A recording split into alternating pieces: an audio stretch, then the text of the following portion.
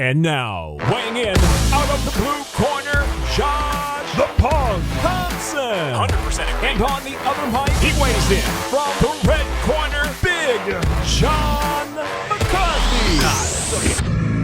As we come into the year 2021, thank God, it is time for another edition of the Weighing In podcast, the very first of the actual new year.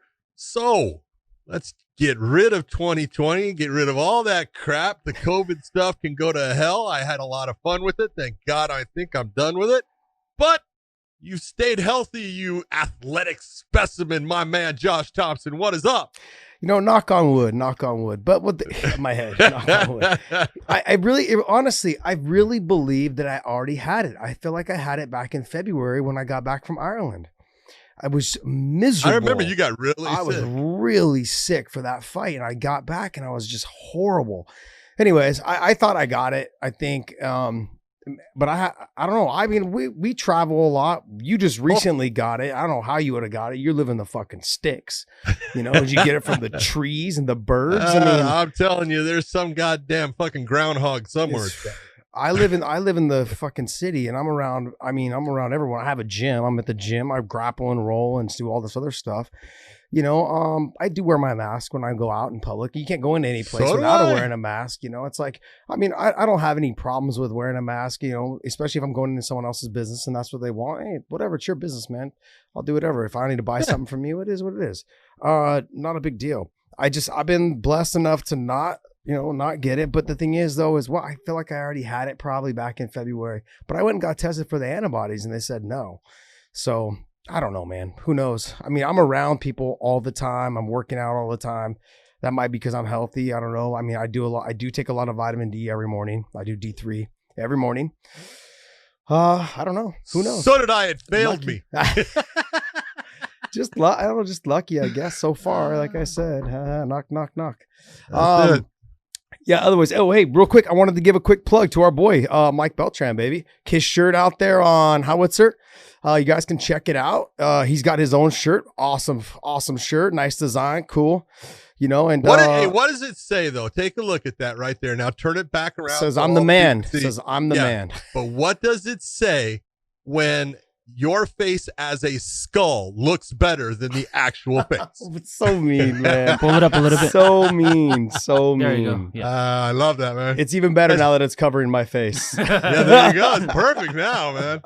Yeah, it's really good. You know, Mike is the absolute patriot. He's Mr. Everything when it comes to the United States. So it's a good shirt. People should go support it. Yep. And it's got that beautiful look on the back. Oh, it's awesome, man. I love the fact he's got the little he's got the big beard going on. Oh yeah, it's awesome, man. I mean, not to mention he's my favorite referee, so it's like, you know. Oh man, I love it. Good stuff, man. If you guys, I think it's what is it? Howitzer Clothing. Howitzer Clothing. Go there, check it out. Check out some of the Couture. I think has a shirt also with them as well, I think. And then, they've sent me over some shirts. I love their stuff, man. The quality of their shirts is nice. I really like their stuff. All right, well, let's jump right into some news, man. Let's get right into it. Let's go right to Izzy and Jan Blachowicz. Is set for UFC 259. What's that date? March, right? Something? No, that date's February, I thought. Is it February? Is it? Well, it might be at the end of February. It might be at the March beginning of March. 6th. So, March 6th, yes. It's scheduled 259 on March 6th. Because 57 is the 23rd. Okay. So, yeah. Yeah, I think, what's your take on this fight? Here, let's look at it a bunch of different ways.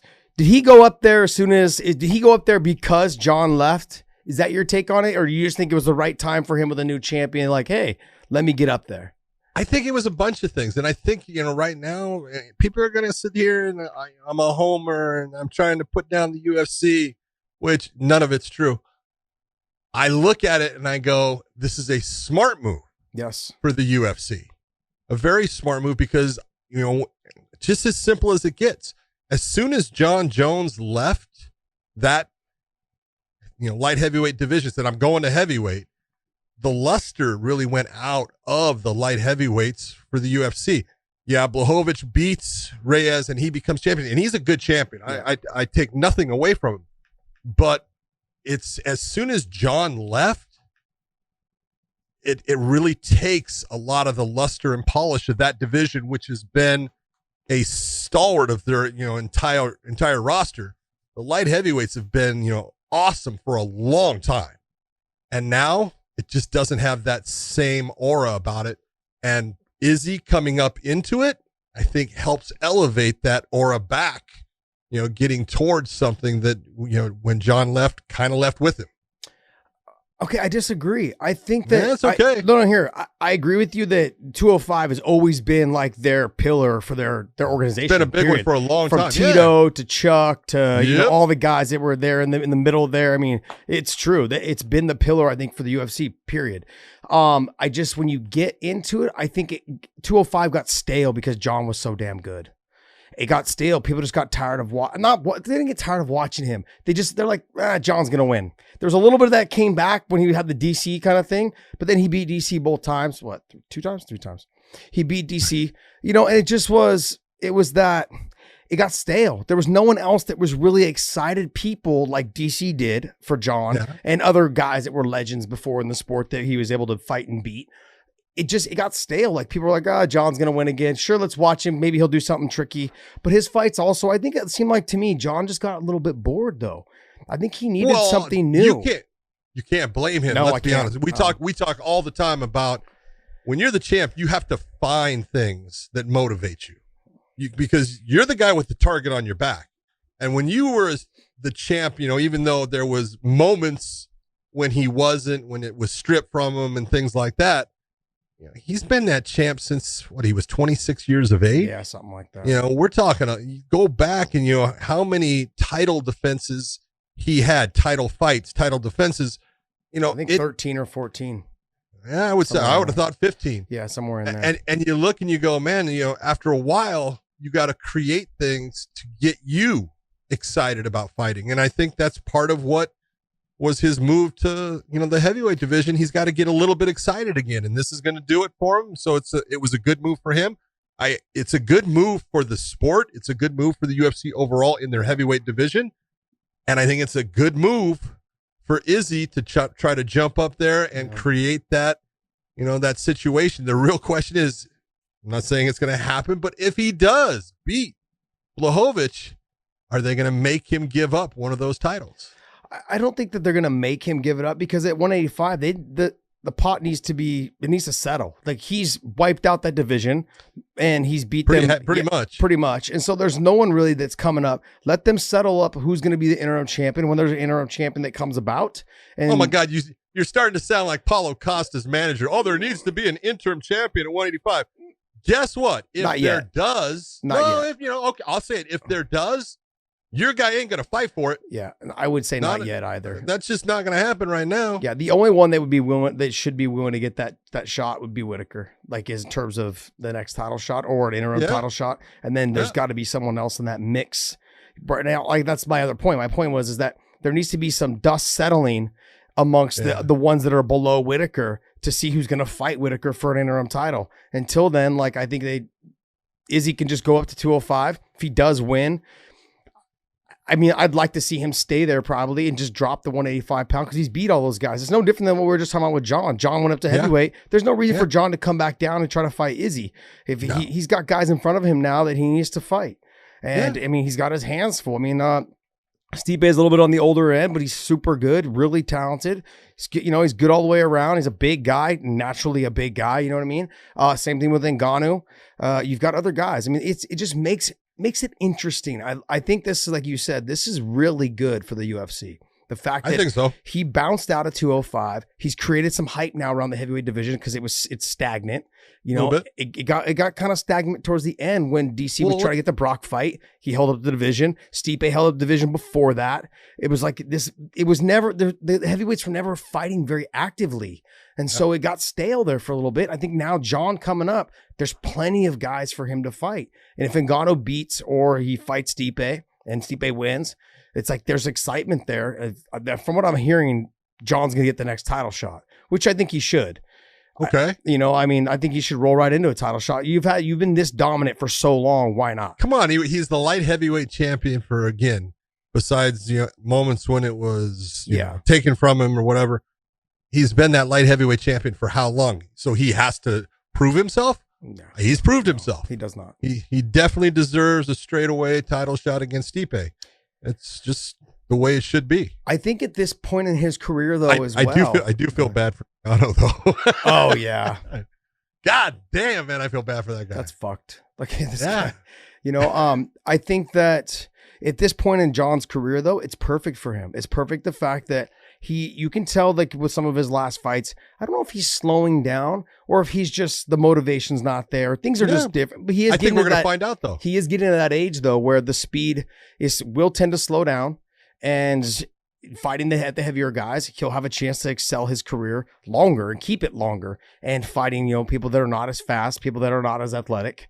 Let's be honest. I mean, there'll be one. Most guys there don't wrestle well. Yeah, exactly. So, I mean, Stipe does, but height wise, he's right up there with those guys as far as what is he, 6'4"? 6'4"? Frame wise, he's still, as far as reach, got a better reach than any of them. Yeah. He's 6'4". His frame is absolutely big enough for all of them. It's a matter of he needs to put on some quality, muscles, some quality weight in his legs and that area as far as, pushing and driving and stuff. But he will have no problem fighting in the heavyweight division. Yeah, I think he'll be successful there. I think I'm excited to see what Izzy does in the 205-pound division, because the guys like Reyes that are tall, long, lanky, guys that hit hard, super aggressive, Santos, these guys, I mean, like, it makes for fun fights. It makes for a lot of fun fights. Who else is in that division there? Glover Teixeira. Glover's been sitting. He's waiting. He's just waiting. I know he's sitting right at the poor end. Fucking guy. You were talking about feeling bad for someone like same Ngannou. thing, man. I feel bad for fucking Glover. Yeah. Jeez, man. I think he's gonna wait till March for the fight to happen. They have to wait another 6 months for it to happen after that. Whoever wins. And then are they going to have him fight? And he's at the age he's at. If Izzy does win, they're not going to have him fight Izzy. They're like, Izzy's going to do a tour, and be on the Wheaties box. It's going to be one of those things. Could be. It's he's young. He's super exciting. Amped. I don't know. They're gonna find a way for Glover not to get that fight if it does come down to Izzy. Glover's gonna be poor guy. Yeah. But yeah, I mean, it makes for fun fights. You got Glover, you got you got Santos, you got Reyes, you got I don't even know how you say his last name, Rakic. Yeah, Rakic. And then you've got Yuri. Rakic is good. Anthony and then you Smith. got Yuri. Yep. Yeah, you got Yuri. Yuri's he's funky, man.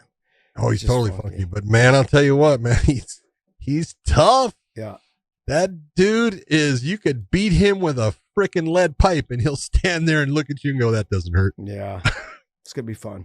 I think it's good. I think it's good I really believe this is a good thing for the UFC in terms of if Izzy does win, he probably should stay there, let the 185-pound division settle itself to see who's going to end up fighting for an interim title.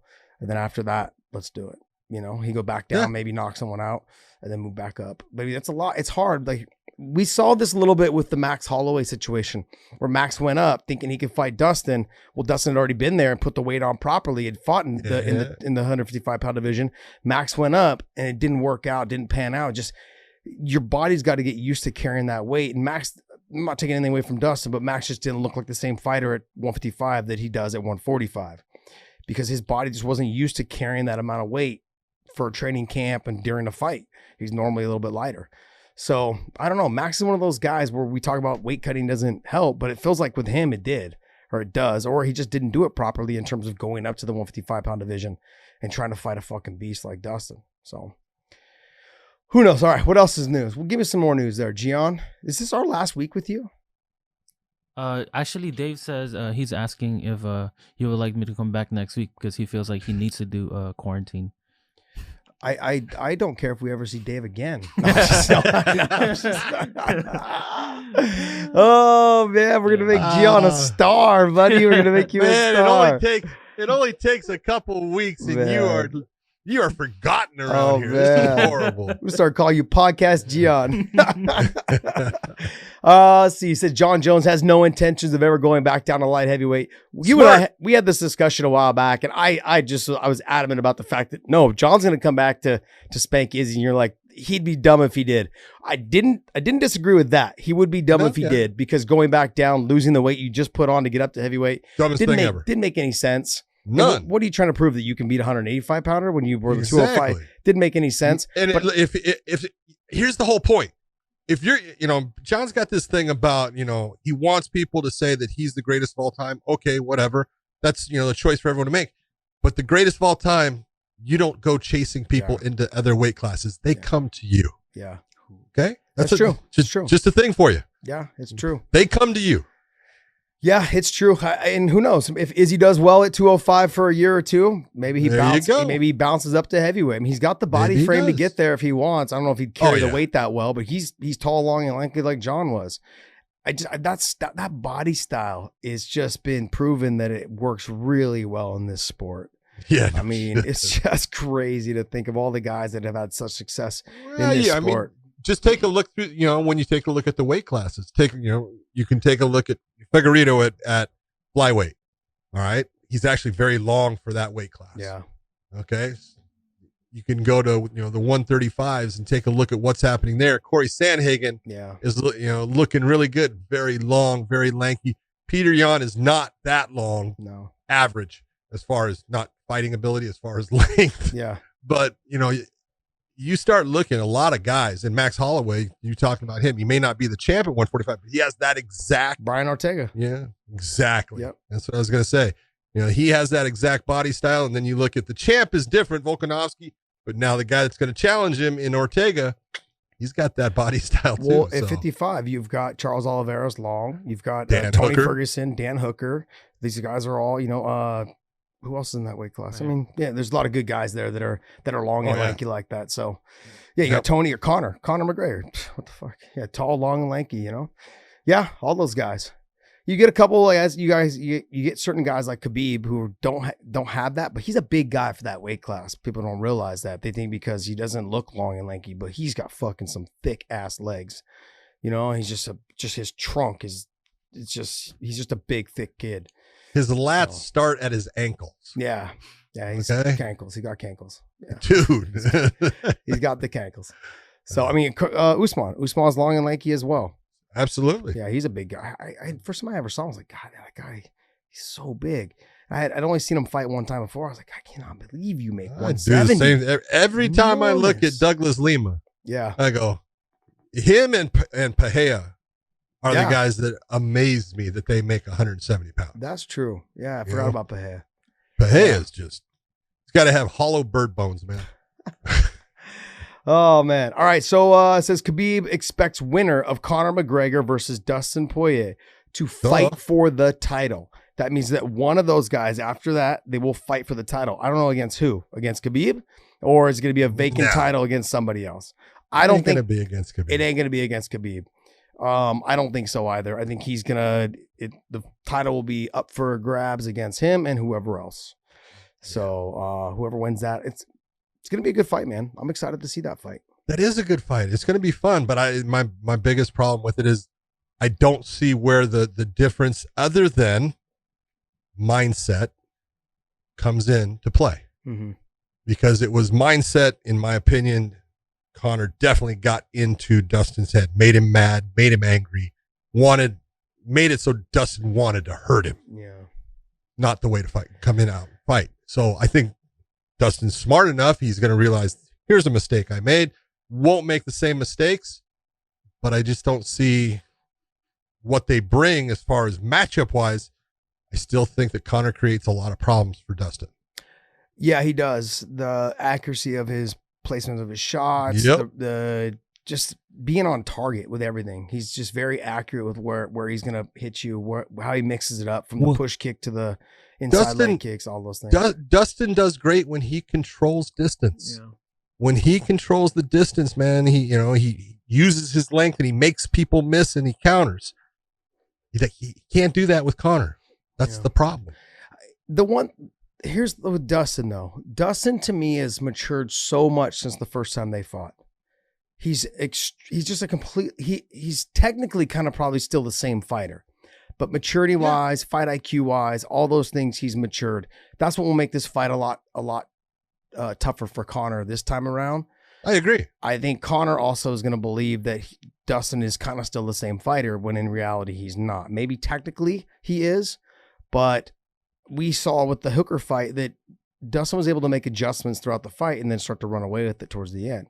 I thought that was one of those fights where I was like, oh, Dustin's got this. Dustin's, he was having a hard time. And then he made the adjustments. He made some calculations. He started figuring out the pressure and the range and all that. And he started putting some leather on him. But he can do the same thing, I think, with Conor. He's got to be very cautious, the power of Conor McGregor. But if you're looking at one thing, and this is, I know it kind of like gets blended in with everything. Dustin knows, hey, if you can make him work past his comfort zone, he gets tired. And he does. At a 5-round clip, I've seen it too many times. It's not that he's not in shape. He's in shape. He just needs those moments that he needs to be able to step back, catch his breath, and then come forward and be the guy in control. And the guys that have given him trouble are guys that don't let him breathe. Mm-hmm. Guys that keep the pressure on, the Nate Diaz's, the Khabibs. Those guys made it to where he doesn't get that breath, he becomes a different fighter. So. Yeah, okay, so I agree with that in some of his past fights, but I think when he fought Khabib, he looked pretty damn fresh coming into the third and the fourth round. He looked fresh. I don't know if that was so much a fatigue position. Like he looked good in the third round. He looked good coming out for the fourth. Yeah, but he looked good in the third round because the man he was fighting needed a break and took the round basically off. He didn't go after him, which that's what he needs. And as soon as he went back after him again, how tired was he in that fourth round? Well, it didn't go long. It didn't go long. He was tired. Yeah, I mean, it's. I wouldn't say it was so much. I don't know. Maybe it was. Maybe you're seeing the tiredness. I didn't see the tiredness. I just saw that he was getting out positioned and there was nothing he could do. So I mean, I know that that's exhausting as well, but but it can also, all of that can be done in a different fashion on the feet. Yeah, I guess. I mean, it really depends. Like with Dustin, right? When he fought Hooker, he was the one that had to go ahead and just bite down on the mouthpiece, walk forward, put pressure, make Dan Hooker fight going backwards. And that's when Dan Hooker started getting more tired. Plus it looks like Dan cuts a ton of weight, so as the fight goes on, you put that amount of pressure because your body able to hold up in the championship rounds after cutting on that amount of weight. So we'll see, man. I'm giving it, I'm thinking that Dustin's going to have a good performance.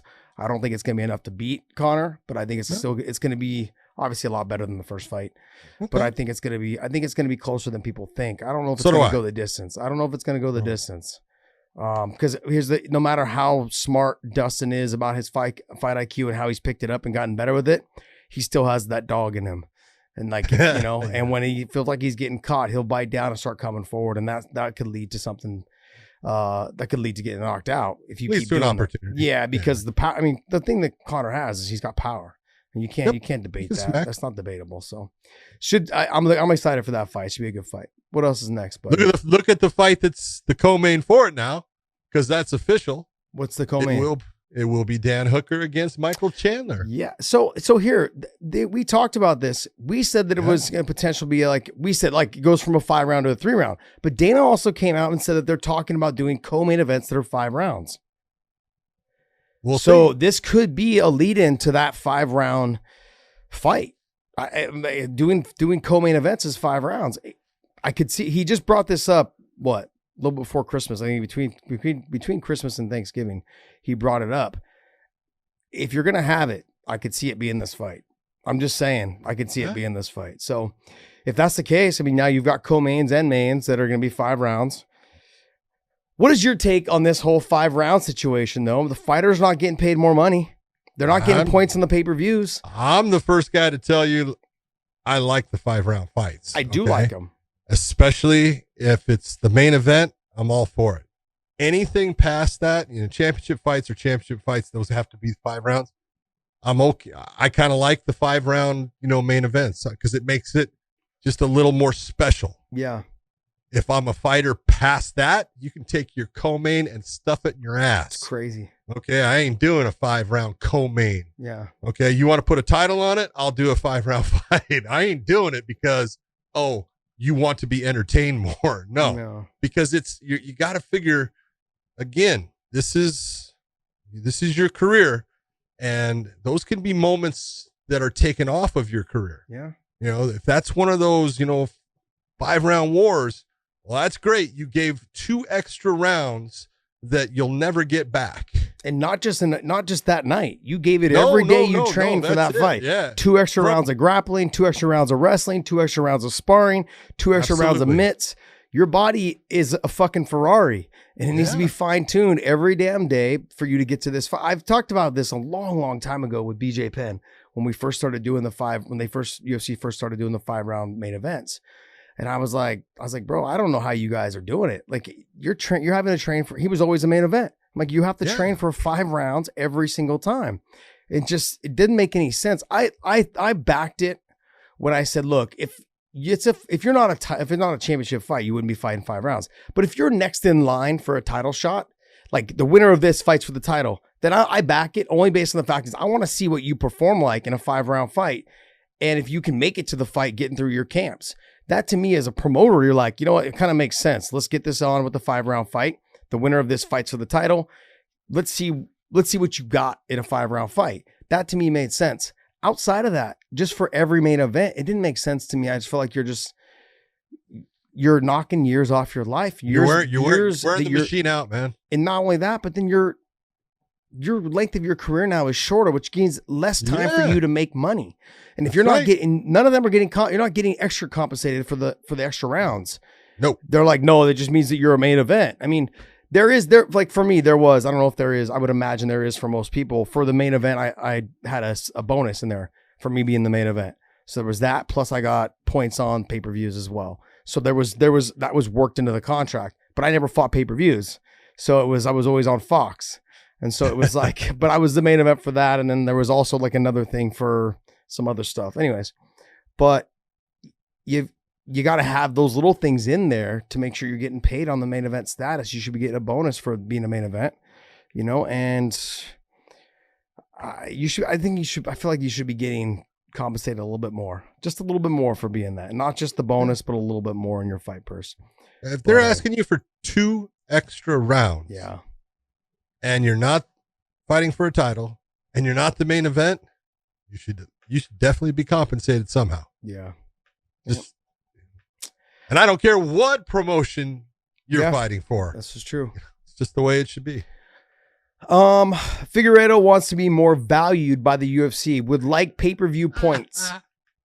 Of course he would. Calm down, buddy. I would like pay-per-view points too. I really like him as a fighter. I like what he's done for that division, but he hasn't quite done it enough yet. Yeah. And so for him, I get what he's already kind of planting the seed.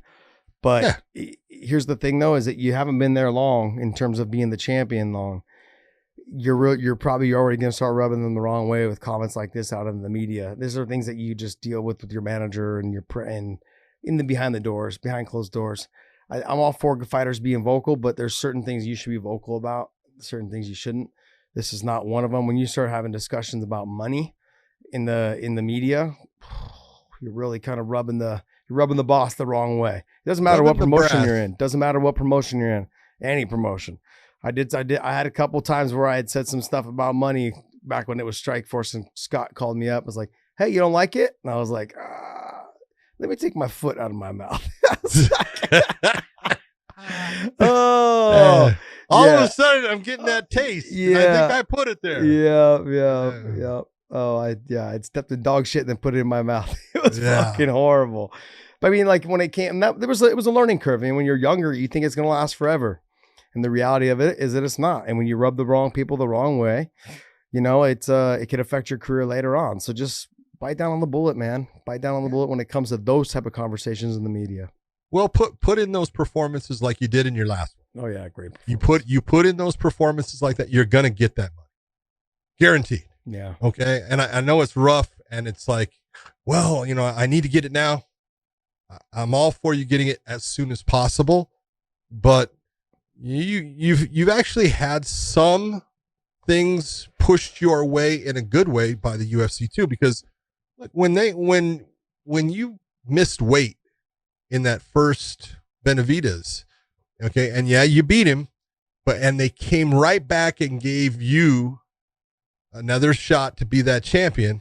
That was pretty good of them. Yeah. It was pretty good. Now you came back and did the same thing again and proved you were the better fighter. Then you came and you did a really nice fight against Perez, and then took it 2 weeks later, did that thing with Moreno. Look, you're doing everything that they can ask of you. Yeah. All right. You're on that. Hey, we like this guy. Continue that. I don't know if it's your management coming out about the money or anything like that, but right now, go back, do your next fight, do another one, and then you can talk all you want. So there's a couple things. For me, I look at it as like, look, the division, you reinvigorated the division, and they appreciate that, and they see that, and you can catapult this division back up. You may even get fucking Henry Cejudo to come out of retirement just to fight you. Like if you keep sparking the way you're sparking right now and having great fights, I think there's a good chance you could probably lure Henry out of there, for a big money fight. I mean, if I was him, I'd be poking Henry left and right all over social media trying to get that fight. I mean, that would be my whole take on it. That'd be your money fight right there. But then to talk about the pay-per-view points, I'm back when it was relevant. It's not really relevant these days. Pay-per-view pay-per-view numbers are just not the same. So complaining about it, it just pisses them off. And you're not really making a ton of money. Like, you're sure get a little extra, I get it, but just maybe structure that into your contract instead. Like, I deserve to get paid this since I'm not taking the pay-per-view points. Or you find ways to figure it out, something, have them guarantee you a certain amount of signings or something like that, where you go and do, autograph signings at places and locations where they pay you a certain amount of money for these location signings. I mean, they already kind of do, but sometimes they try to stiff the guys a little bit. They don't pay them what they deserve. You're making $1,000 or $2,000 or $3,000, it's like, hey, why don't you give me, 5 to 7 or 5 to 10 or maybe more, whatever it is. But, if you can make 10, 15 grand doing a signing for, 2 hours somewhere, go do that. That's a lot better on your body, buddy. Fighting for the pay-per-view points though, and being at your weight class, you're not going to make much. Yeah. But okay. When you look at it now, and that whole deal thing has made a difference, because how many times did you see the UFC when DJ was champion? They did numerous times. He was pay-per-view, and a couple times he was the main event, and the pay-per-views just never sold. Well, Figueiredo, these last couple he's been the pay-per-view. Yeah. And from what, because of the new thing and the contract they signed, it's worked out well for him. So I can see where he's saying, hey, I want more money, but just be smart in how you ask for it. Well, then it makes me wonder though, how do you get the points if ESPN's guaranteeing 500, but does he get paid? He gets paid after the 500? Yeah, no. Because normally it's like 125, 175. Yeah. You're off of the points. You know how those points are established by the first 200,000. Yeah. Is this the next 150,000? Is this 150 on top of it? So they're going off of the actual numbers. What ESPN guarantees doesn't matter. What's the actual numbers? That's what they're doing your points off of. So. No, okay. So I understand that, but since ESPN's already paying for the 500, yeah, are they going to pay? They're still going to pay him, even though he didn't. They'll pay him for the actual number. Got it. Okay. Of who bought it. But my point was like, if let's just say only 200, like you were saying, like for mine, it was I think it was 175. It was 175, or maybe it was 200. You had to get 175,000 pay-per-views, and then after that, you got paid per pay-per-view after that. Yep. And then. But then I was figuring that since ESPN's already buying the first 500, yeah, then you're not. Are they waiting till after the 500 to pay? Well, it all depends on how your contract is structured. But if you go off of the old system, Yeah. No, that 500 that ESPN is guaranteeing that has nothing to do with it. Got it. Okay. That's kind of where I was at right there. I'm like, if I'm already paying you for 500 guaranteed, I don't want to have to pay you knowing that you didn't bring in 500. No. You know, like that's kind of the, got it. Yep. So Henry Cejudo teases Dana White with a photo of Figueiredo. Speak of the devil. I didn't even see this. And he also said 1 round, 1 minute. No way. Ooh. No way. Bold statement. No way. That's bold talk for a one-eyed fat man. He's awesome, man. I love him. His stuff is so cringeworthy, but you know what? You can't deny the fact he's fucking good. Yeah, he's good. man. You can He's back good. it up.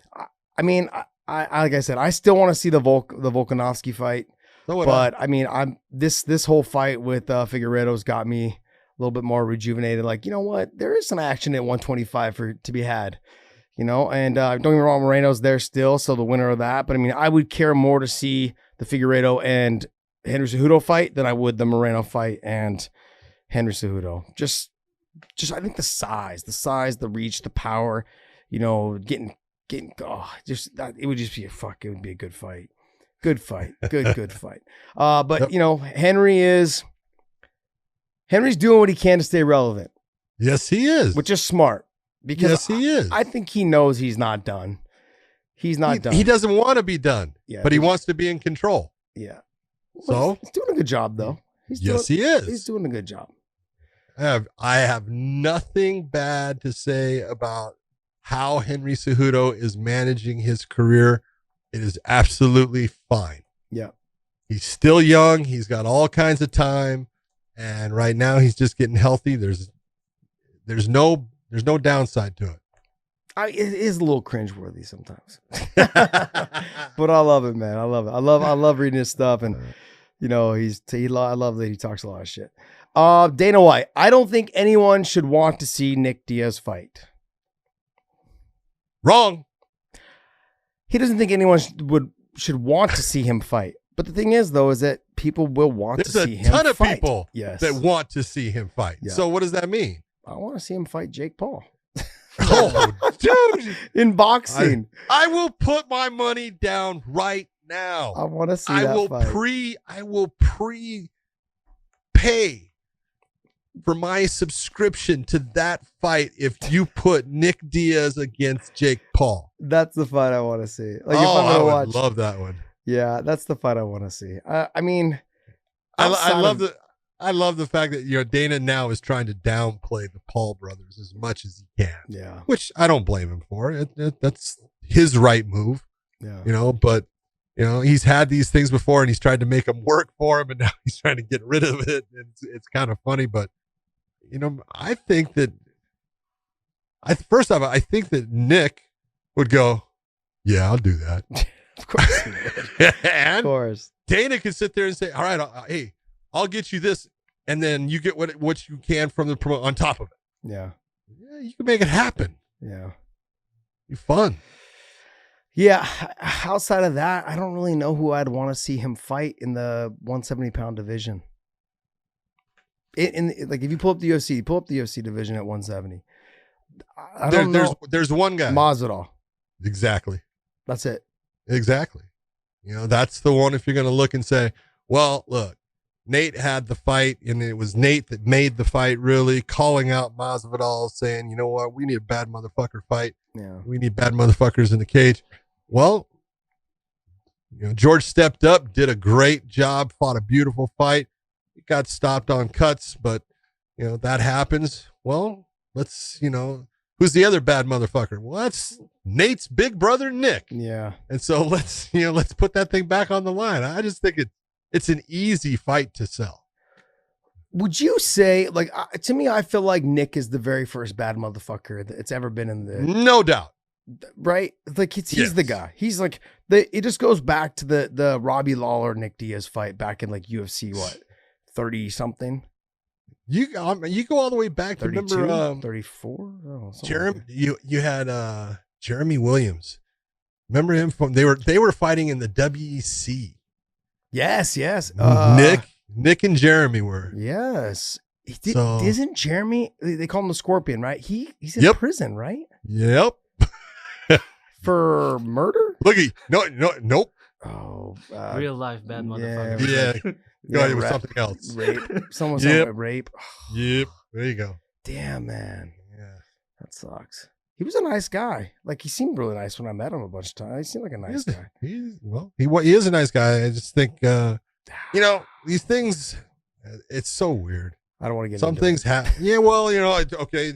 Victor Ortiz was a boxer, world champion, beat Desilberto. Excuse me. Did I say Yes, you did. Desilberto? I did, because that was the dad. But Andre Berto. Andre Berto ends up, they had, I don't know if you saw the first fight they had. It was fantastic. Ortiz wins a decision on it, wins the title. Berto comes back and gets knocked down by Ortiz, but then knocks out Ortiz and gets his title back. It was really cool. But, a girl came and said that Victor did certain things with her. And, and it was hard for me because I'm friends with Victor and I didn't believe it at all. He's not that guy. I was around him too much. And then, finally, it was, I want to say a month ago, all of the charges were thrown out. Yes. Everything was, but it took a giant portion of his life. Yeah. And unfortunately, I'm not saying, I'm not crazy. saying those two didn't have something happen, but it wasn't what one of them was saying. Yeah. And it's unfortunate, and it's unfortunate for both of them, but I hate those situations. And when it came to Jeremy, I wish whatever happened didn't happen, but sometimes this is where I talk about young fighters, Josh, and I say, guys, and this is what I meant when it was, John Jones, you have no idea how one incident can change your fucking life forever. Yeah. Okay, you are someone that is recognized. People will go after you, and one thing will alter your life forever. Be smart. Yeah. Yeah, it's hard too. It's hard. Yeah. There's you think it's not that big of a deal when in reality it could change real quickly. You have no control over anything. Like once it gets in control. Once it's out there, you're done. Yeah, that sucks. Okay, more news. Give me some news. A wise man once said by the name of Chael Sonnen, if you find yourself in a hole, quit digging. Oh man. Chael actually said something pretty smart right there. Johnny Walker returns to the octagon in March against Jimmy Crute. Yeah, he's in trouble. Just telling you straight out, man. Yeah. Jimmy Crute Is good. is the real deal, and he fights very controlled, very tight. Johnny Walker is all over the place. Johnny Walker looks like a dragster that is revving at fucking 10,000 RPM going down and shit's about ready to fly out. Mm-hmm. It's going all over, and sometimes it works beautifully. And other times you are leaving yourself open. And if he leaves an opening for Jimmy Crute is going to put his lights out. Mm. Jimmy Crute's the real deal. Yeah, he's good. Yep. Johnny Walker just hasn't looked the same since his first original knockout when he got clipped. Corey Anderson, right? Yep. Yeah. Yep. I don't know. I mean, I wasn't high on him ever, but I was high on the fact that I enjoyed watching him fight because, like you said, he's all over the board. He is all over. It's no different than Crazy. kind of like watching Pahea fight, right? He's like, you don't know what he's gonna do. You're like, oh fuck, I'm gonna watch him fight just because he does crazy shit and like throws his shoulder out doing the watermelon crawl. You know what I mean? Like fucking after the fight, he dislocated his shoulder. Just crazy. In his after fight, flop. It was oh my God. Crazy. Next one. So next one is Kevin Holland originally wanted to step in to fight Leon Edwards since Chimaev is out. However, he is now fighting Derek Brunson. Yeah. Yeah. I mean, look. First off, him fighting Leon Edwards is not a smart move. He's dropping weight. There's no reason for him to drop weight. He has been fighting as a middleweight. He makes the limit. It's not like he is has a lot of room there. He would be killing himself to get to the 170. Don't do it. Don't do it. Nah, John, let him do it. I think the Brunson fight that's a good matchup. That's a fun fight. That's a tough fight for him, though. It's a tough fight for Brunson too. It is. I'm not saying it's not. I mean, Derek I just look at the guy. I want you to think about Derek Brunson real quick because I love Derek. But how many times have you seen Derek Brunson absolutely lose his mind in a fight and start just throwing caution to the wind and going crazy and just making mistakes that give his opponent the win? Yes, I have seen that happen a lot. But his last fight, he didn't do that. I agree with you. But when he also was fighting a very young and nice guy in Shabazian, he's going to be fighting the big mouth. The guy who talks the whole time. The guy who is going to be sitting there saying things. And can he maintain his composure and just let all that stuff go by the wayside and just do your game plan? I know he has the ability to. The question is, will he? I love it. Yo, go call Big Mouth, see if he'll take this fight. That's I like love so that, that was funny. When Dana said that, I was like, oh God, this is great. To me, this fight's interesting because we saw how easy it was for Jacare to take Kevin Holland down. Derek can take him down. I think it will. Can he hold him down? Can he? He needs to be careful with him on the ground. Is he going to use a lot of energy? Is this the main event? This is the headline UFC event on March 20th. 5 rounds. I mean, Derek's got to get the takedowns multiple times. He can. Submissions are there. Long, lanky submissions are there. I mean, he's obviously got power from his back. We just saw that against Jacare. But I mean, Derek is good. He's been good for a long time. He just needs to fight smart. But Holland is young and just charismatic and just energetic and just open to do whatever the hell he needs to do in the cage. Whereas Derek is probably falling into, as you're a veteran, you think that these young guys aren't going to do that, and then they do it. Like that's what happened with Jacare. He just started getting hammer fisted. He was like, oh, it didn't hurt. Oh, boom. Next thing you know, he's fucking leaning back over his heels. Someone standing over him, punching his lights out. So, I mean, it's one of those positions where I'm gonna lean towards Kevin Holland, but I think Brunson with the wrestling, as long as he doesn't exert too much energy and doesn't allow the big mouth to get in his head, it could be a good fight. It could be a good fight. I look at it this way. First off, Holland was the 2020 fighter for the UFC. Yeah, they gave it to what's his name though, right? Who? Who was the other guy that we had him? They gave it to someone else, I thought. Chimaev? Yeah, I think they gave it to Chimaev, didn't they? In Bullshit. The awards. How do you give it guess what? Well, it's MMA award. Yeah. Look, Holland, 5 wins, 4 by stoppages, all within a 7-month period. Look, that guy he's got it going on right now. So even, although you're looking at Brunson, been there a lot longer. Look, this is a good name for Brunson to fight. Yeah. First, it was Shabazian, who was a young up-and-comer. A lot of people are saying, well, that's not going to say it. No, it'll say quite a bit for Brunson if he gets that win. And he did. And now there's another one. This could absolutely catapult Brunson exactly where he wants to be. Or it definitely puts Kevin Holland, if he gets past Derek Brunson, puts him in the driver's seat in 185 with Izzy stepping away. Interesting. Let me see if I know. Yeah, but he said there's 2 of them. Yeah, we're talking about the fighter of the year. But I think the vote, whoever the voting was, Chimaev, I think won is what they gave it to, which I think Holland should have won. Okay, give me some more news. All right, AJ Mckee says, I'm going to make some examples out of people. I cannot wait. I'm looking across at the UFC like I would love to have a field day with some of these guys. Okay.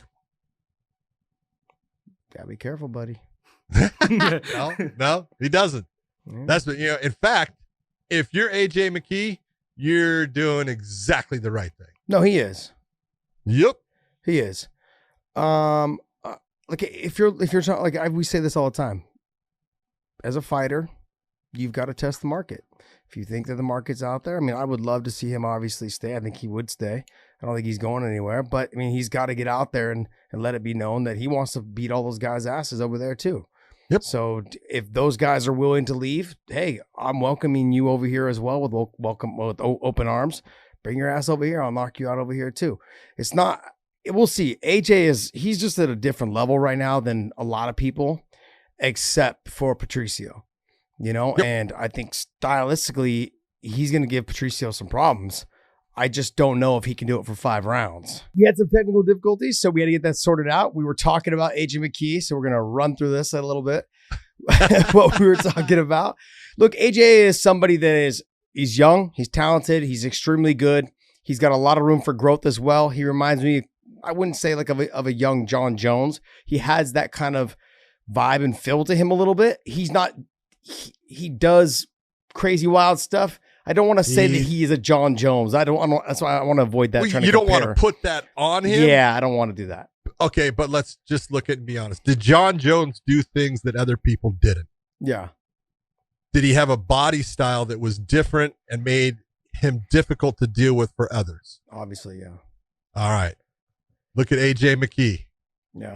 Was John Jones young and freaking ballsy as far as come beat me? Yeah. Hello, AJ Mckee. Yeah. He is very similar, when you look at his career and what he's doing, very similar. The biggest difference is I think John had a championship fight before AJ. Yeah.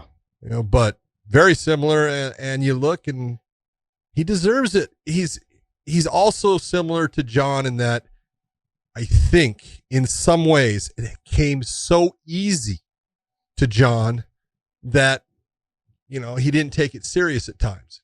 AJ has done the same thing. Yeah. And it's come so easy at times. It's like, I don't need to train hard. But at least the one thing that I've seen from AJ recently is he realizes, nope, you have to train hard. These guys want to take my head off, and I'm not going to let that happen because I'm not going to be embarrassed by him. So he's doing the right thing. And at the age of 25, almost 26 now, that's not an easy thing to get set in your head that, no, I've got to work hard, because when it is coming easy, you think, I could put that away till tomorrow. I can do the hard stuff the next day. And you can't. You have to do all that hard work. And from what I'm seeing out of AJ, he's got that down now. Yeah, I think he's got it figured out. I think he realizes that there's a lot of money on the line now that he's in the finals. But there's not only that, but then he's just, at that age, you feel like you're missing out on something. You're missing out on being able to go do whatever it is you want to do. And then being successful at what you're doing it makes it even harder, because you want to go out there and show your face around like, hey, I'm this. But in reality, he needs to stay focused on what the goal is. The goal is to beat whoever wins between Emmanuel Sanchez and Patricio. Yeah. That's hard. It's hard, especially at that age. Hell, man. Yes. It's hard. Especially at that age. But I'm watching this interview right now. of him. He's got a little puffy in the face right now. He's been eating Snicker bars. Yes. He's been trying to get that little bit of sponsorship for himself the whole time. And I go, why do you keep going in? I love Snickers. Jeez. That's all right, so man. Funny. What else next? What else you got? Scott Coker anticipates February restart for Bellator with 22 to 26 events in 2021. Let's go. Yeah, I'm waiting. I'm like, let's go, man. Big John is bored. Oh, let's man. go. Nah, I mean, like, yeah, we didn't do any shows in January. I don't know when we're doing our first show in February. But if we're doing 22 to 26 shows in a year, that means 2 shows a month, sometimes 3 shows a month for every month. I mean, I know that also too, like across the board, like July and August, normally there's not a lot of shows. So that means like September, October is going to be crammed. November is going to be crammed. May, April, March, May is going to be crammed. And then, we're going to be at 22 to 26 shows. We're kind of busy. I mean, I wonder if that also counts the ones overseas. That's what makes me wonder about that as well. I actually talked to Scott yesterday, and so the one thing that he told me is, hey, nothing that we talk about goes on the podcast. So I have no idea what you're talking about. Yeah. Well, he came out and he talked about it on one of the websites. So, but yeah, it's fun. All right. So what else you got? Kyoji Horiguchi exacts revenge. TKO's Kai Asakura to reclaim bantamweight title. He's good, man. As we talked about before, I don't think we talked about it on the show, but Horiguchi is a guy, man. People do not give that man the credit he deserves. He is fucking good. Yeah. I mean, and he learned so much from having something that is a setback or something, and he got hurt. That's how he lost the titles and stuff like that. Dropped the titles, didn't hold on to anything. Loved the guy's attitude, and he's just a stud. If you're gonna fight Horiguchi, you better bring both fucking hands, man, because you're gonna be in an ass kicking contest. Yeah, Mike Brown talked about he's drastically underrated, and I feel the same way as well. He is. He's tough. He has the opposite type body style that we've been talking about this whole show. Exactly. He's the complete opposite. He's the DJ Johnson, man. Yeah, he's extremely talented. He's good all the way around. He's got, he moves around a lot. He's hard to just get in front of you and try to land something on, but his wrestling is really good. He chains everything together from the striking to the wrestling to the submissions. He's very well rounded. He is, like, I do agree, he's really underrated. But yeah, it's one of those things. If you're outside of UFC, you're not going to get the recognition you get. I mean, you just talked about the featherweight division. I mean, Patricio to me is the best featherweight there is in the world. AJ's right there. I mean, the only thing that holds me back a little bit with AJ is that he's 25. He's still got a lot of room to grow, and I know he can still be good. I think he's number 2 or number 3. I don't want to overstep Volkanovski, or I don't want to overstep Max Holloway and Brian Ortega either. Yep. The thing is with AJ Mckee, he hasn't had to fight all those guys in title fights or in 5-round fights like Patricio has. That's why I put Patricio obviously ahead of him. Plus, he is the champion. He's champ. But I put Volkanovski right there, and I put Max Holloway right there. Brian, I have him kind of in that mix. I would put Brian and AJ Mckee kind of in that same mix together somewhere. And I would probably put Max a little bit ahead of AJ as well. Volkanovski obviously ahead of AJ as well, being the champion in the UFC. But I would put Patricio ahead of Volkanovski. Just me. And I'm sure I'm going to get a lot of Homer stuff on it. But I mean, just to me, I look at Patricio as he has evolved so much as a fighter that I put him a little bit ahead of Volkanovski. Now, like I said before, styles make matchups. I would have probably had Max ahead of Patricio because of the way that Max fights. I would have had Max ahead of him if Max was still the champion, but he's not. So I would put Patricio ahead of Volk. Just my own opinion. So good fight. Okay, there was something you just pulled up. Leon Edwards versus Chimaev, rebooked for January 20th. Okay. Is that the that's not the Conor fight, right? No, that's the 23rd. 23rd. Yeah. Okay, so are they the main event on that? January. I know that Leon was trying to get somebody else. He was trying. He's like, where's George at, buddy? He was trying to get Masvidal. He was trying to get Masvidal. It's just not. It's Can't good. It blame was him. good on his part. I think he should have. Plus getting out of the fight with Chimaev. Like it's the risk reward. You're not going to get anything really out of beating him. You should have beat him. That's all that's going to be said. You should have beat him. He's not. That's kind of what's going to be talked about if he does beat him. And then where does that put you in terms of a title shot? Like, you were ready for the title shot when all this shit happened. And then now you're pretty much like second, maybe third down the line. I mean, you've got Burns, I think, is next. And then you've got Colby probably in that mix because they had such a good fight between him and Usman. And that's more of a money fight than Leon is. I mean, he's probably third on the list. And if he loses to Chimaev, then it sets him way back to like number 8 on the list or something. Keep going down. Yeah. It's not going to be good. Yeah. Anyways. He'll drop out of the top 10. You watch. Oh, yeah. I think he will. Yeah. I think he will. If he loses that fight. Next, what else?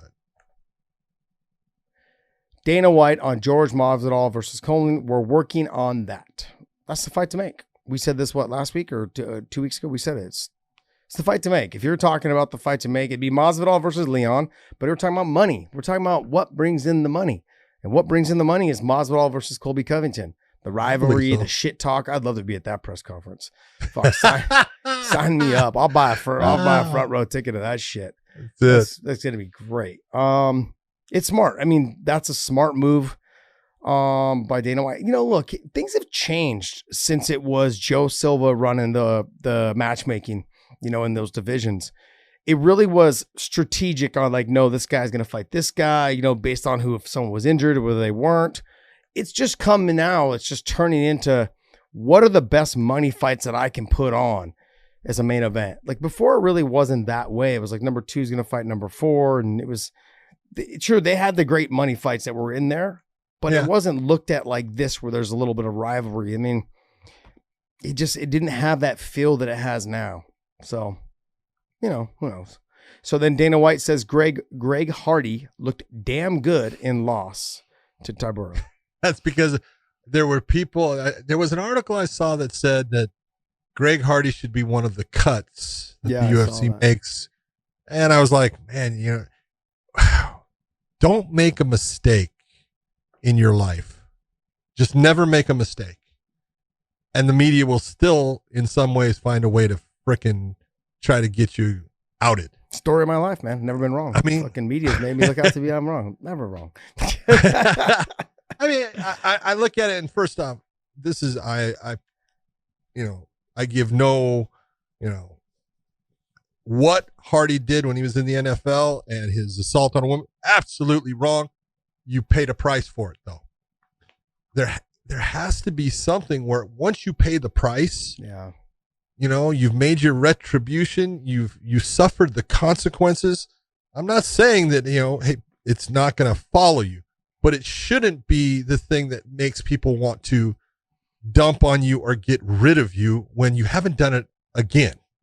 You know, and I'm not saying that I'd want my daughter going out with Greg Hardy, okay? Because you're looking going, no, I've already seen what happens there. Yeah. But I got to trust the guy that, hey, man, he's grown up and he's gotten past that, and let the man live his life. He is trying to be a professional fighter. He's actually fighting pretty well. He is limited. There's no doubt. And, you know, Tybura, he absolutely showed everybody, you know, hey, you want to beat this guy? This is what you do. Yeah. You know, but in a stand-up, Greg Hardy's a bitch. Yeah.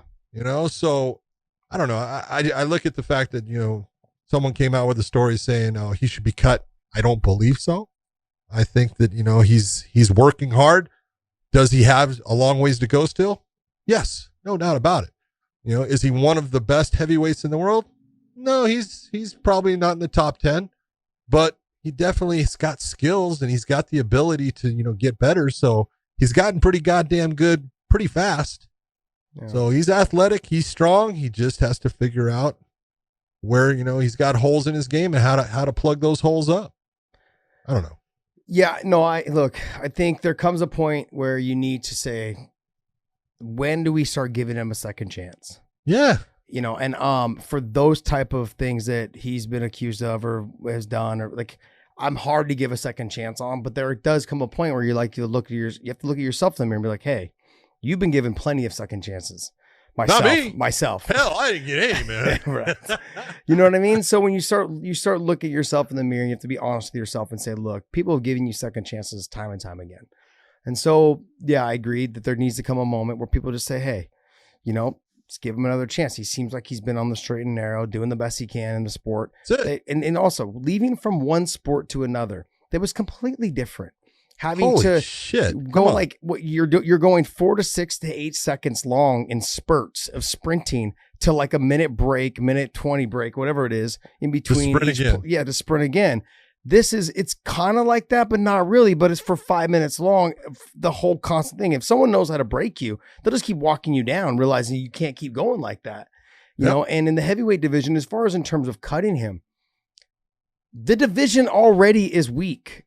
Why are you going to get rid of someone who people really tune in to watch him lose because they don't like him? But Greg Hardy is the reason. Yes. He is the reason that heavyweight fighting has gone down, you know, from what it was in the heyday of boxing with Ali and all them. The NFL took that style of body type. They got him. They got all the big, great athletes. Greg Hardy was one of them. So, you know, I don't know. I just look and say, you know, take a look in the mirror. Tell me you haven't made a mistake. we've all made mistakes. Now, I'm not saying we've made those mistakes, and he needs to absolutely, figure out I can't ever have anything like that come close to happening again. But and someone's gonna say, well, then he got caught with drugs or something like that. Yeah, guess what? I can sit here and say I didn't take drugs. How many of you can? Stop. How many of you put something in your body, you go, I shouldn't have done that.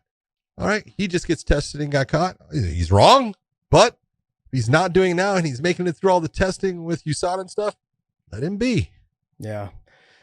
I just look at it in terms of he like the division's already kind of weak. You have a lot of heavyweights that are on their way out. I mean, Alistair Overeem, he's good still, but he's kind of Dos Santos is on his way out as well. They're getting older. They haven't had a new breed. It's like a younger new breed come in. And you've got Curtis Blades, right? You got Francis Ngannou, Curtis Blades, but Francis is getting older too, even though he doesn't seem like he is. He's super. But, I don't know how old Rosenstruck is. Derek Lewis, I don't know how old he is, but Alistair's older. Volkov is, 28? He's kind of the younger one. Cyril Gahn, there's guys that are in there, but you have the top, Lennox, 40 something? Oh, Lennox 45. 45. I mean, you have guys. Dos Santos, 42, 41, 42, somewhere in there, 40 years old. I mean, those guys are getting older as well. There's not if we were to get rid of all the guys at 40 years old, I mean, you'd have 7 of them out of the 15, so half of them would have to go. And so, you got to keep Greg Hardy in there. He's not even in the top 15, which is fair, but I'm saying you got to keep him there. And people tune in also to watch him lose. They don't like it because they don't want to give him a second chance. So they tune in to watch him lose. A lot of people that watch Floyd Mayweather, they tune in, they paid the pay-per-view to watch him get knocked out, which he never did, but they were hoping hoping for that. And that's a lot of people that watch him fight, Greg Hardy fight. They're hoping that he'll lose.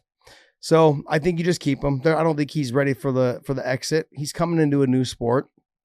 If you have a project you're going to work on, it might as well be someone in the heavyweight division, because people love seeing big, heavy guys, especially athletic guys like him, just go out there and fucking throw down. And that's what he tries to do. He just can't stay out. If he can't stay off his back, he loses.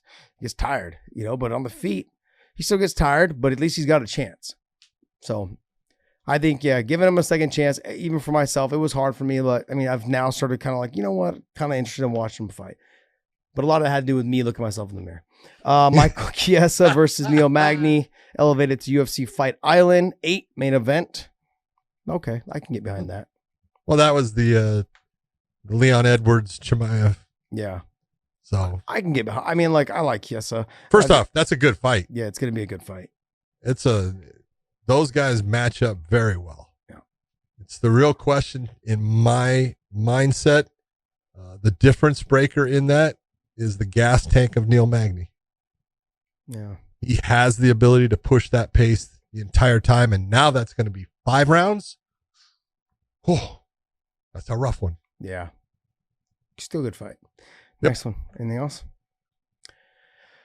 I don't know how much I want to get into this. UFC on it. Brendan Schaub and Tito Ortiz among those who received COVID-19 relief loans.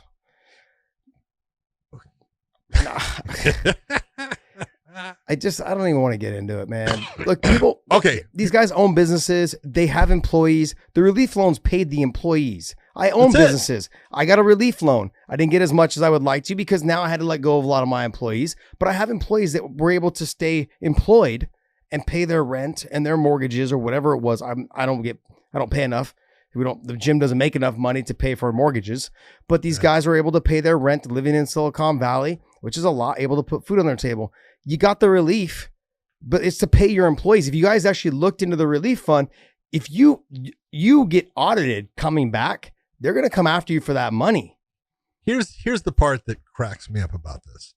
And I don't care what your political persuasion is. It doesn't matter to me. All right. But this is a reporter going after people because he feels that they are conservatives, I'm thinking. All right. And saying, oh, look, you're saying all the time, stand on your own feet and do your own things. And then you're the one sucking off of the tea to the government. Well, it's the government that shut their fucking business down. What do you want them to do? They had a business that they create and then the government makes it to where they can't have that business. Sometimes reporting is really bad, really stupid. Why don't we start reporting on really important things? Yeah. You know, just dumb. This was dumb. I'm like, there's employees that were able to pay their rent. They're able to pay their mortgages, whatever it is, through these companies, UFC, On It, Brennan Schaub, Tito Ortiz, whatever it is. They're employing people. Tito's got his clothing line. I'm sure he's got other things that he does as well. You know, Schaub's got several employees that he pays. On It as well is a gym. Okay, Gym, take a look at it's a company, but it has a gym. Yeah, it has a gym. And who owns it? Yeah, who owns it? It's All right, Joe. we all and I know think who owns it. Yeah, it's Joe and a couple other people. Okay, I think. could Joe, put out the money? Yes, he could. Let's just be honest. But the ability to get that loan makes it easier on him, just like anybody else. Why shouldn't he do it? It's just stupid. Yeah. Yeah, It's he wouldn't. stupid. Yeah, he wouldn't have to do it if No, they would allow him. if the to government open. would let him just run his business. Open, yeah, yeah. I think. Look, there's a lot of things that could be said about it. Like the bottom line is if everyone just takes their standard precautions, let people open up their businesses, and just make sure that people are enforcing, whether they're keeping their distance, whether they're wearing a mask. Let them go about their business. Let There them you get go. out of their house and build up Put their in immune system as, again. as a business, Yeah. put in whatever restrictions you believe will make your business safe for your customers. Yep. And if the customer does not want to follow that, then they're not a customer. Yeah. Yeah. I mean, for me, like, We have to be adults. yeah, just in the last, because California has been shut down again, everything. You can't even know outdoor dining, nothing. You can order food to go. You can't, but you have to basically you show up and you walk up, pick it up. And if your food's not ready, you have to wait back in your car. There's a lot of things. Schools are all shut down. They've been shut down since last year. There's a lot of things. Look, I'm not saying that we should just open it all up and hey, everyone just no mask, run around. Let's just everyone be safe. But you got to start letting businesses open, man. I'm more worried about after the fact there's a lot of companies, there's a lot of businesses right now that they're just waiting for the moratorium to end in California, and then they're going to have to shut down. So they're just collecting as much money as they can, and then they're just going to shut down. There's going to be a huge flood of just businesses shutting down in California that are just holding on because they legally can't be kicked out right now in California. So they're trying to make whatever penny they can to make ends meet, man. I feel bad for them. I feel bad for, some of these restaurant owners and what they've gone through, because they're shut down. Then they're told that they can do things if they have open seating outside. They spend a lot of money to put those things into place. And then city governments, state governments are coming in saying, nope, doesn't matter. We're shutting you down. Yeah. It's that's just, I feel so bad for them, and I'm sorry. Yeah, it's hard. It's just wrong. It's hard. Anything else? Magomed Ankalaev versus Nikita Krylov is going to be fighting on February 27th. Light heavyweight. Oh, Krylov and who? Krylov. Ankalaev? Yeah. Magomed Ankalaev? Yeah. Uh-huh. Okay. Good fight. Yeah. Is it at light heavyweight or heavyweight, though? Light heavyweight. Krylov keeps on jumping back and forth. He needs to make a decision. But he's that tweener guy, so I don't think it's not as easy hard. as you think. It's a hard cut for him. All right, we're going to do a couple of the Q&As. We'll do a couple fan questions, then we'll wrap it. John's recovering from COVID. Yeah. He's also 78 years old and eats McDonald's every day. So he needs to get some rest. Not. Okay, Chick-fil-A. One thing that I will tell you, COVID is outstanding as a weight loss program. So there's that. We'll do a couple questions for Q&A because we had a ton that came in last week that we weren't able to get to. So we'll do a couple, say 5 or 6. All right. So first question is from 686 Crime. Is there really a rule against talking in the cage? Nick Diaz was warned not to trash talk against Robbie Lawler, but we see it very often nowadays. Yes, there is a rule in the unified rules that talks about abusive language. You are not allowed to use abusive language in the cage against your opponent. Now, that really comes down to the official's interpretation of abusive language. So when you're talking about Robbie Lawler and Nick Diaz, that was Steve Mazzagatti, and he has the interpretation that if you say bitch, that's abusive. Okay. John McCarthy's opinion is bitch is not abusive. Okay. So I always looked at it, and I had my certain rules were, look, if you want to say, bitch or something like that, make sure that your opponent, you and I, are the only ones that hear it. I don't care. That is not abusive. What is abusive is you start to cross the line. And there is that line. Of course. You start talking about race, things like that, religion, you're crossing the line. That becomes abusive. And I will take points from you and try to take away your ability to win the fight if you want to be an idiot. So how many times did I do that? Never. Okay. Not once. But, did I ever tell Nick Diaz, hey, watch it? One time. Okay. But I always go back to the two greatest shit talkers in MMA at one time were Nick Diaz and Frank Shamrock. Okay. Because anyone knows Frank, as Josh does. Yeah. Frank was a supreme shit talker. Oh, yeah. Oh, yeah. During the fight, during the training, during everything. During everything. Yeah.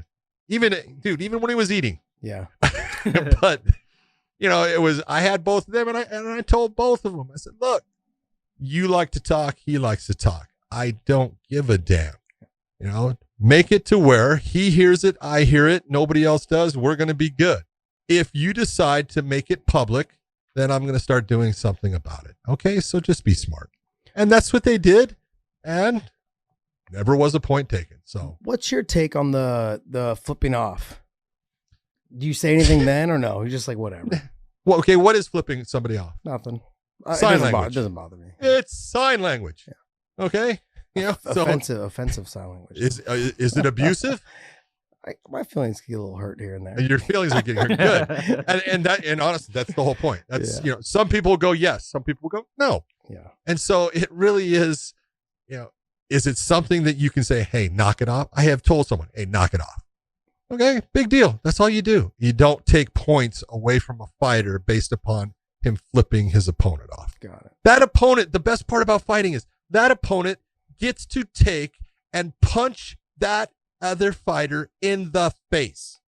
It is a great equalizer for someone going, this is very true. Okay. Our next question is from Zaitsev's Scope. Would you like to see yellow cards for stalling brought back to MMA? So look, I'm actually not opposed to it. I am opposed, though, to the percentage of the purse being taken. Because these guys are already not making a lot of money as much as people want to say, oh, you're making tons of money. Yeah, but the problem is, what happens when you have someone who's on the undercard who gets it's like they're not making a lot, or the people that are on the, that are in the prelims, they're just not making enough to have a percentage taken away. But I am kind of for it. Like, hey, this is your warning for stalling. Like, I get it. I understand that. But like the next one, you could be getting a point taken. That's something. Right. That's more of something. But this is more up your alley. I would just say it's bullshit. All right, let's just be honest. What does me taking and pulling out a little fucking yellow plastic card do? What it does is it tells the audience, oh, he's warning the fighter. That's it. It doesn't do a fucking thing. It came from fucking Japan, and Pride used it to take money away from certain fighters. All right? Those fighters sometimes were fighting hard, and they still saw this yellow card come up in front of them. There's reasons why. Anytime it's to take a fighter's money, it's bullshit. Yeah. If you're going to sit there and say that it makes a difference in the fight, no, it doesn't. Because the referee is all the time warning fighters about, hey, get busy. That's a warning. That's the same thing. All right? It's just that it's not put out to the audience by the use of this visual card. It's all bullshit. Well, John, tell me how you really feel. Tell me how you really feel. Next one. All right, next. I did it. I used, where we didn't use it. I did a ton of fights where I did use it. And I'm telling you, they're bullshit. It's just, it's people, got this thing from Pride and they thought it was so cool. No, doesn't change a fucking thing. Yeah, I look at like the 2 yellow cards. It beats a red card. You lose, you get a point taken. I could see, but you can do that same with the same warnings. You're right. Yep. It is more of just to let the fans know. It's a visual. And then the fans start booing and yelling and trying to get the fighter to fight harder. We know that we can tell we know now that like fans make a big difference on how people perform. And we're figuring that out right now. I mean, like, don't get me wrong, there's been great fights this whole year. Oh, yes, there have. But there has been some fights that the fighters can do better. And they normally fight better when the crowd is there. They feed off the crowd, the energy off the crowd. So it'll be interesting when the crowd comes back on how much of an effect it'll have, that adrenaline dump. People are experiencing all over again for the very first time, it seems like. So that'll be fun. Go ahead. All right, next question is from Billy Boy. Can Big John talk about the fight with Chael and Tito, particularly the end where he grabbed Tito like a dog by the neck and told him something sternly? Oh, geez. Billy Boy. You, that fight is so funny only because, Chael went and got caught. And it was tight and he had to tap because of the choke. And then he tried to make all the different things about, there was other things. And Tito actually verbally tapped when I had him in the guillotine choke and stuff like that. Okay. Tito never verbally tapped. When you're getting choked, you don't verbally tap. Okay. You do a tap physically. Yeah. You don't do it verbally. I talked to Chael about that and he actually looked at me and goes, good point. But what happened in the end of that is, Tito is a strong human being. All right. He really is. And he's a big boy and he is strong and he did not like Chael and Chael didn't like him. And when he got the choke and Chael tapped and I said, stop. And I started to pull at the arms, Tito was not going to stop. And so I did something that I knew would stop him pretty fast. I take my thumb and I stuck it into the middle of his trachea and put 280 pounds down on top of it. And he, it hurt and it choked him back and he let go. And he said, God damn, John. I said, God damn, Tito, I told you to stop. And that's why that happened. But that's my job to protect Chael. And that's how I did it. What a bully. I know. What a shithead. What a bully. Still got it, though. 78 years old, man. Hey, Still Big John. 78 years old, 285 pounds, and a whole lot of pressure. Hey, Big John, you actually have a video on YouTube, right? Someone posted Big John bullying UFC fighters. Love it. Oh, God. I love it.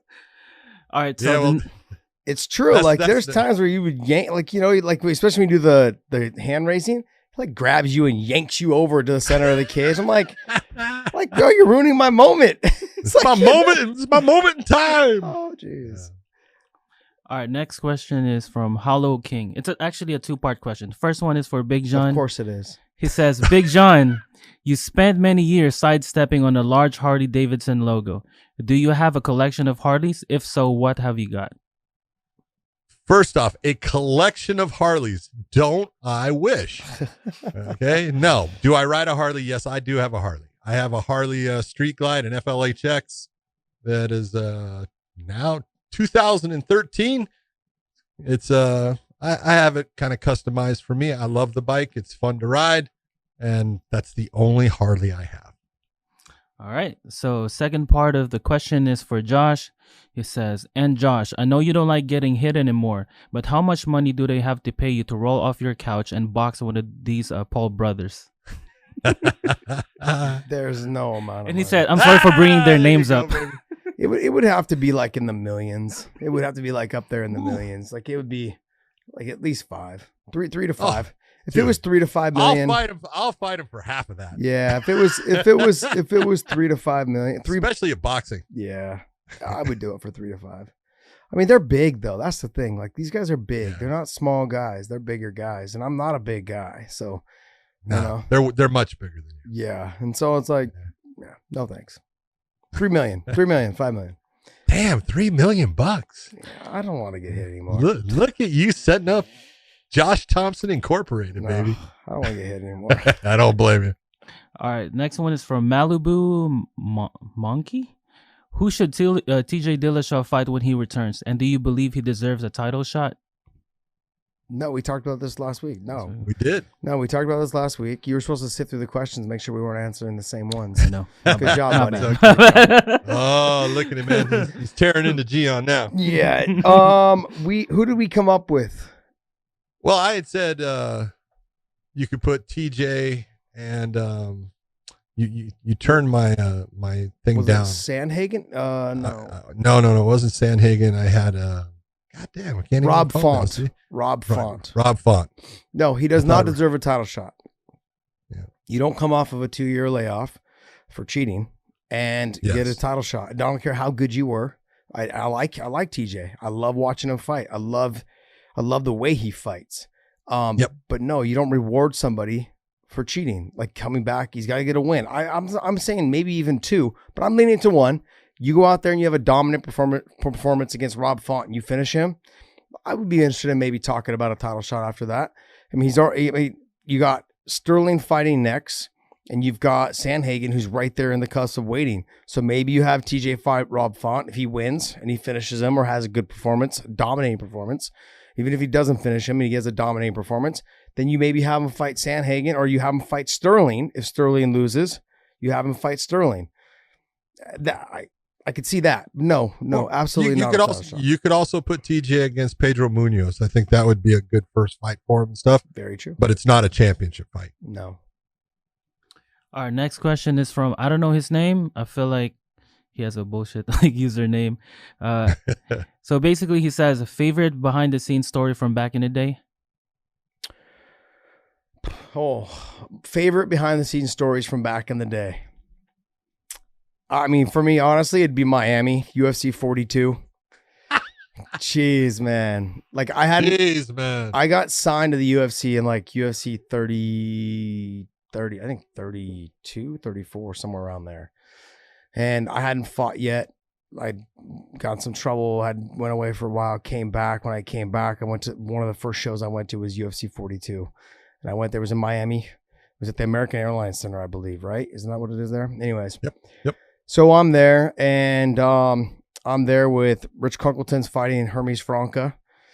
And I was out that night before with this Getting in trouble. Getting in trouble. And I was with Sean Shelby, Sherdog, Jeff Sherwood, all those guys. I was with Loretta Hunt. I was with there was a ton of people we were with, but a lot of them were media, and we were all walking around, and some guy ended up like talking smack in passing to all of us, and I turned around and we started getting into it. And next thing you know, there's like a group of us and we're all fighting, and the fight carries on into a restaurant. And the guys we had fought them back into the restaurant, and the guys are trying to hold the restaurant door closed, and I'm kicking the guy who's stuck between the door, and people are trying to eat their dinner. And I'm saying this is like a nice restaurant, nice draped like tables, everything. And I'm stomping the guy, and other guys are, and I want to say it was even like the Sherdog guys trying to hold the door open so I could stomp the guy. and flower pots are being thrown. Anyways, the whole thing stops. We take off running, and I was talking to Chuck at the time. We were actually walking to Chuck's party. So I call up Chuck. I'm like, hey man, like, where are you at in this location? He's like, yeah, we're like 2 blocks down. So we all run down there, and and Chuck's waiting out front for us and just traffics us all in.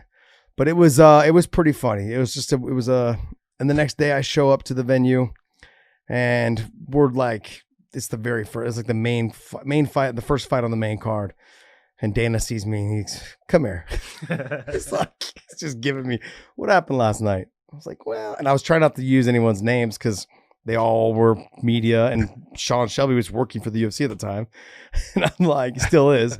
But I was like, this is years and years, UFC 42. Anyways, it was, I was like, yeah, I mean, a couple guys, I had a black eye. I had a black eye. I had like some cuts on my face, and it was like, oh man, explaining to Dana, who I hadn't fought for yet, but I've been signed 10 shows before that. I was like, oh man. So, but it all worked out, but that was probably, I think, one of my most memorable stories as far as back in the day, old school MMA stuff. Yeah, I'll give you one that most people don't even have an idea happened. I can't tell you which UFC. I believe it was somewhere around UFC 16, and I think it was when Mikey Burnett was going to fight Eugenio Tadot, and it was in New Orleans, and we were staying in Kenner, Louisiana there, and it just happened to be one of those times where there was just the wrong people in the wrong space at the wrong time. And this giant motorcycle group pulls into the hotel that we're at. And one of Ken Shamrock's, one of the Lion Den guys, comes out and says something about the motorcycle because he really doesn't know. He has no idea. And so one of the bikers lips off. And all of a sudden we hear, hey, there's trouble out front. We go out front and it just starts becoming bikers coming one way and fighters and people from the UFC coming another way. And there was this one dude, I never forget, the guy had glasses on, biker, right? And he goes, whoa, whoa, whoa, whoa, whoa, whoa, whoa, whoa, whoa. He goes, I know who those guys are. And he's looking at me and Ken Shamrock, right? And he goes, guys, we're all good, right? He goes, guys, on the bikes, let's go. And they fucking take off. I go, that was probably one of the coolest things I ever saw. Oh. Ken and me are looking at each other and go, are we really that ugly that people recognize us like that? No. Jeez. So, but if one guy announced it, they took off. I was like, well, that wasn't a fight. That's great. So you had the fight story? I had the non-fight story. I had the fight story, yeah. Jeez. So. Yep. One more. Let's do Someone one more. asked, did Josh ever fight with a hangover? Did I ever fight a real fight, like in terms of like in a promotion? No. I've always taken fighting very seriously when it came to the actual fights and the. But that's really a bad question. Hold on. They're saying with a hangover. Yeah. They're not saying, did Josh ever fight inebriated? Yes. That was the Miami show. That was, I was going to say, I can say there's quite a few. Yeah, there's been quite a few. They may not have been professional fights that he got paid for. Yeah. It was so weird how dumb I was to fight for free for all those years. See? Yeah, one more. Last one is from Young Barrymore. He says, John and Josh, what would it take for Bellator and UFC to cross promote champion versus champion?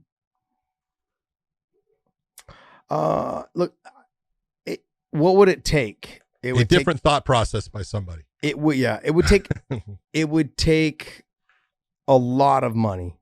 It would have to be a Floyd Mayweather type, Conor McGregor type fight that people are just like, you know what, this has got to happen. And I think both promotions would say, fuck, we've got to make it happen. It's got to happen because there's just so much buzz, so much media around this.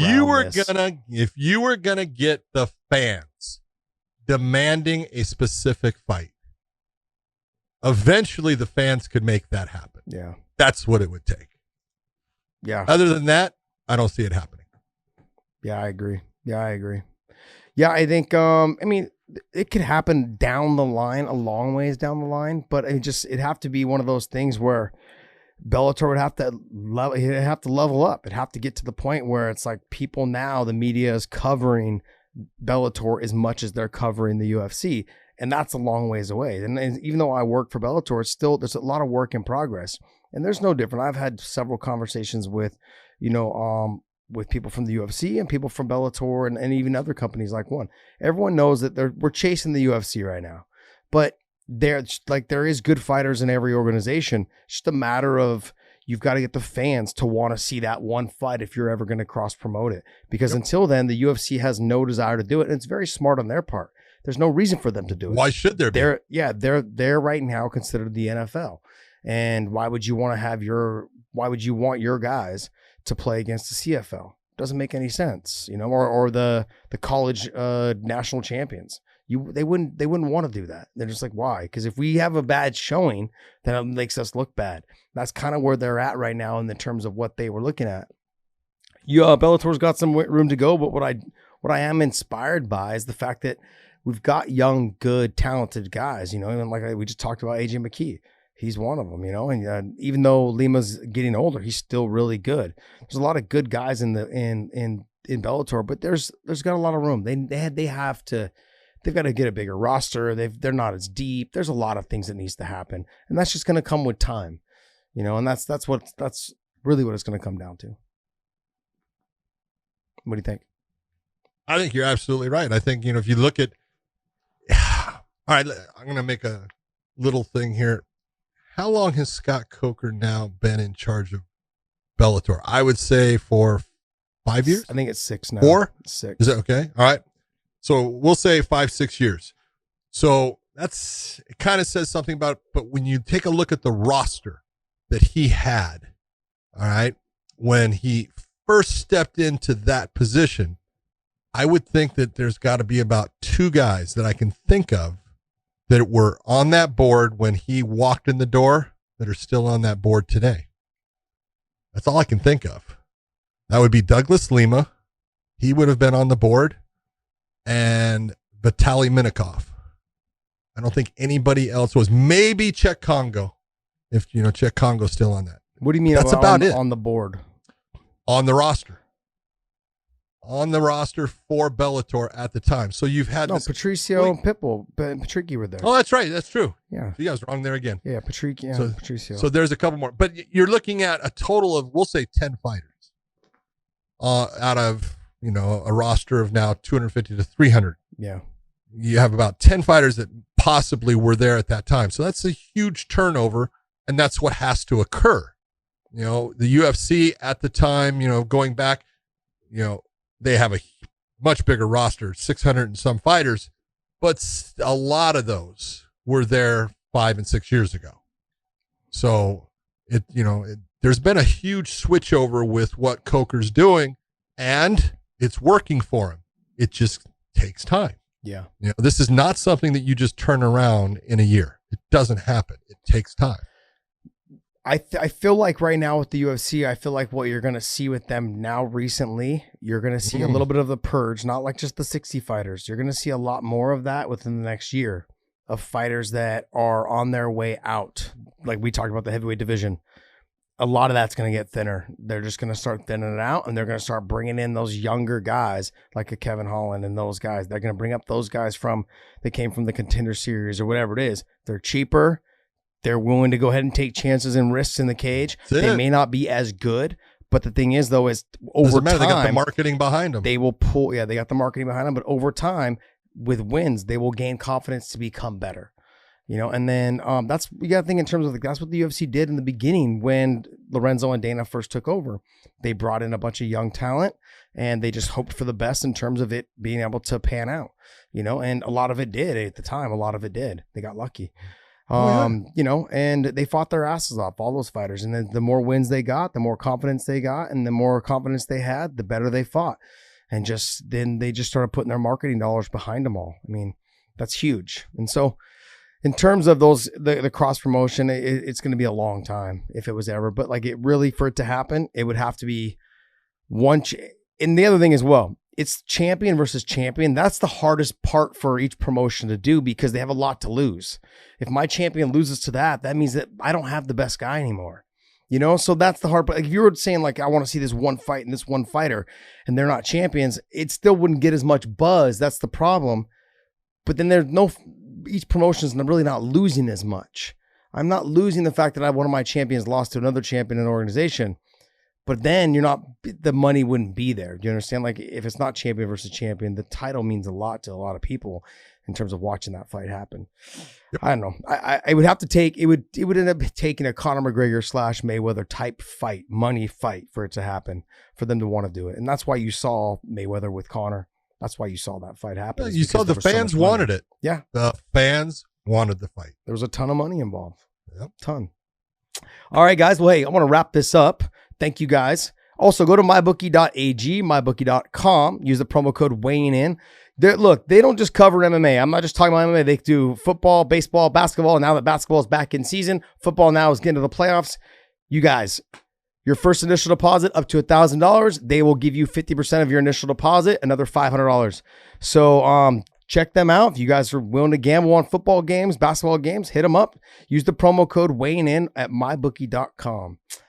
John, you got anything else? Yeah, you could have even have bet that Derek, the man, the myth, the legend, the man who is the running back for the Tennessee Titans was going to get 2,000 yards this year, and he did today with a 250-yard performance. Come on. Derrick Henry, you are a beast. He is. Go, dude. He's a savage. Oh, what a homer. Amazing. What a amazing. Homer. Tennessee. The other part is you also could have gone and watched the Ryan Garcia versus Luke Campbell fight. Bet on that with your extra money that you could have gotten from MyBookie and seen one of the best body shot knockouts. Oh my God. He hit that body with a left hand that was so solid. It even made Canelo happy. I didn't get a chance to catch the fight, but you know, we want to start covering more boxing. We got to start talking more boxing. You know what? He's calling out Gervonta Davis, calling out the tank. I don't know if Ryan can take the tank, dude. The tank can hit. That body style he has is not MMA. His body style is more for MMA. Yeah. Anyways, but yeah, I think I want to start covering more boxing. So we'll have to start doing some more boxing. I'm gonna do some more combat sports, and then we talked about Ryzen today with Horiguchi. Horiguchi. So also go to prowrestlingtees.com/weighing in. Use the promo code. Oh no, it's January 1st. There's no promo code. January 1st. No promo code. Code does not work. The code right now is not working. So you can put in FEIHT fit. And you'll get exactly what you will get if you put in fight. Nothing. Yeah. So we'll try to get that established for you guys. A new promo code for you guys on that as well. Some new shirts up as well. And check those out. prowrestlingtees.com/weighing in. Go there and check out all of our shirts. All right, guys. Absolutely. And John, you got one last thing to say? Yeah. Welcome to 2021, everyone. And we will see you